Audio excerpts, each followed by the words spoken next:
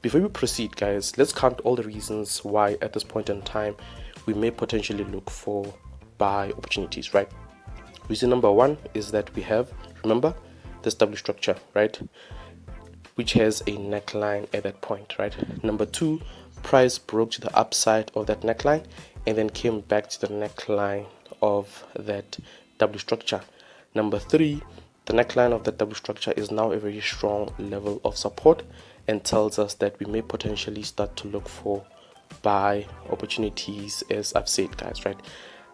Number four, we have the neckline just over here of this W structure aligning with the 38.2% Fibonacci retracement tool, right?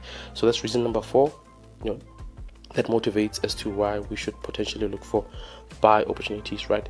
And the last reason number five, is that, remember, we have this pattern, which is an inverted head and shoulders pattern, with this side being the left shoulder, this being the right shoulder, and this area over here being the head, right? So we have many reasons at this point in time why at this point we should start to look for potential buy opportunities, right? We have many reasons, right?